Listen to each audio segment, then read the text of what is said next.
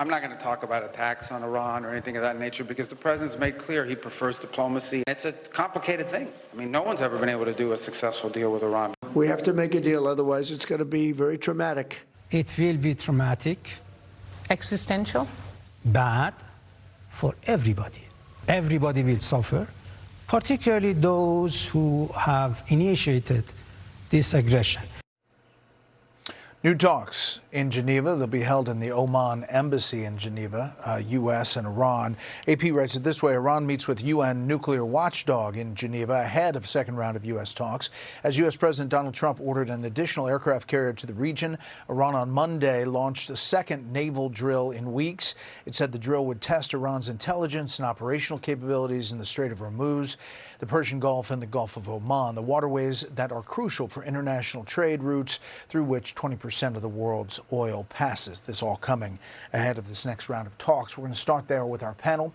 Fox News contributor Mark Thiessen, Democratic strategist Megan Hayes, and Real Clear Politics White House correspondent Philip Wegman. Mark, it is, there's not a lot of hope, at least in the experts that you talk to, about these negotiations. The foreign minister, Abbas Araghchi, on the objectives for negotiations in Geneva, said this: "I'm in Geneva with real ideas to achieve a fair and equitable deal. What is not on the table, submission before threats." So that was kind of laying the marker down before they talk tomorrow. Yeah, he's got a choice between submission and destruction because those are the choices he's facing. He doesn't get to set the terms. And the fact is, Donald Trump, look, I don't think that there's a chance that the Iranians are going to agree to the kind of deal that would avoid military action. They're not going to give up enrichment. They're not going to give up their ballistic missiles, and they're not going to give up their willingness to go support terror groups around the Middle East. But I think Trump is right to go through the process of giving them a chance to say yes and submit. But if they choose not to, I think Donald Trump is going to act. And look, he has a choice now between following the example of Barack Obama, who drew a red line in Syria and then not only didn't enforce the red line, but made a chemical weapons deal with the Syrian regime, and which they cheated on. Or he can choose the path of Ronald Reagan and FDR and become one of these presidents who has literally transformed the world and will go down in history as having been one of the most consequential leaders in the 250-year history of our country. Yeah, Phil, Mark is right to point out the objectives that the U.S. has going into these talks tomorrow. Among them, roll back Iran's nuclear capabilities, restrict Iran's ballistic missile program, halt Iran's support for regional militant groups, and stop Iran's violent crackdown on protesters. It's a heavy list, and if you look at the headlines, Reuters, Iran potential energy mining aircraft deals on the table, Iran ready to discuss compromises to reach nuclear deal. The New York Post, though, says Witkoff and Kushner reportedly tell President Trump nuclear deal with Iran difficult to impossible. How do you get a sense of this ahead of tomorrow from the White House point of view? Well, with the USS Gerald Ford in the Mediterranean, the choices before the president, as Mark said a moment ago, is does he continue to try and thread this diplomatic needle, or does he lob some cruise missiles at Iran? Certainly the Iranians, they are backed into a corner here, but Steve Witkoff and Jared Kushner, they also have their own restrictions that they need to think about. While the Iranians say that they might be open to talks on uranium enrichment, there's a political hazard there, because if Donald Trump accepts a sort of stepped-up JCPOA, then Democrats are going to make him eat that after he really leaned on President Obama's Iranian nuclear agreement. The other thing, though, is the moral hazard. The Iranians, as you noted a second ago, they are not willing to give up their ballistic missiles, and they certainly haven't stopped shooting protesters. So if the U.S. is to give them some sort of sanctions relief and doesn't get a big concession out of them, then did the United States help perpetuate or stabilize a regime that Donald Trump just a few weeks ago was telling the people to rise up against? Yeah, help is on the way. To that point, Megan, Iranian exiled crown prince this weekend talking about the protesters still dying on the streets of Iran. Take a listen. As we speak, there are people that are being executed in Iran.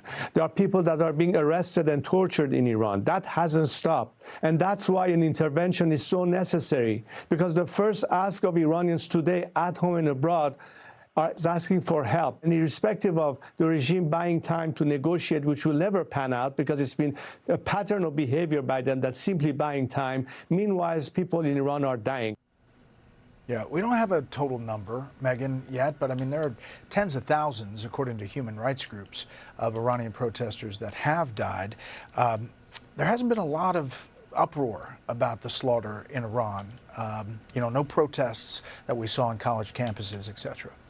Yeah, I also think, Donald Trump wants a nuclear deal that's very different than what his initial stated goal was to help these protesters. So, it's just an interesting thing. I think Democrats here are wondering what his actual goal is and what he's going to do here. I think that they're hoping that if he does decide that he wants to do any strikes against them, that he will come to Congress and ask. I think that that's pretty well documented that they've demanded that, but it's not unusual for us to have, we've had 2 aircraft carriers in the region before, and I think it is smart for us to be prepared for anything that may be coming at us. Yeah. Mark, the point I'm making here is that there's not this uproar about the people who have died at the hands of the Iranian regime. Yes. We did see these protests around the world, people taking to the street in support of the Iranian people over the weekend. Yeah, because there are no Jews involved. That's why there's no protests on college campuses, because the anti-Semites don't have a player in this game.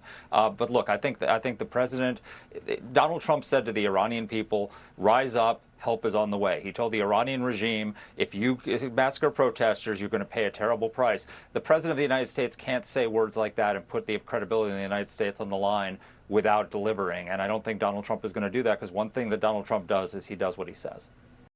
Yeah.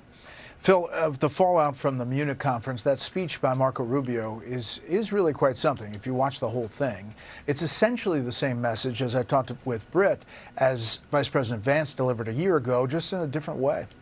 Yeah, J.D. Vance and Marco Rubio are the good cop, bad cop of this administration. A year ago, the vice president took the Europeans by the ear. And then this week, you had the Secretary of State who sort of translated that tough love message. Certainly, he was very aggressive with them, but he explained that the reason why this administration wants Europe to step up more for its defense is because it's a hand of friendship. This is an alliance that they care about. The through line throughout all of that, though, was Rubio was saying that the decades of decadence, the years of managed decline are over. And essentially he was telling the West that they needed to define themselves to be prepared to defend themselves. Yeah, last thing, Megan, do you think it's a good idea for those Democrats maybe aspiring at 2028 to be in a place like the Munich Security Conference talking out about foreign policy issues, making clean energy deals like Gavin Newsom did? I think that it's smart for Democrats to want to show their foreign policy chops, especially for governors who don't necessarily get to show that to the American people. But I do think that when they go there, they need to be well informed and be doing things on behalf of the United States. But as to the deal that Gavin Newsom made with the UK, it is a smart deal. It's a $1 billion investment. It creates jobs, and it's doing something that's beneficial for his state. So there's no wrong reason to be there to do that. So, if you go to Munich and you speak on the foreign policy issues, you better have your ducks in a row there.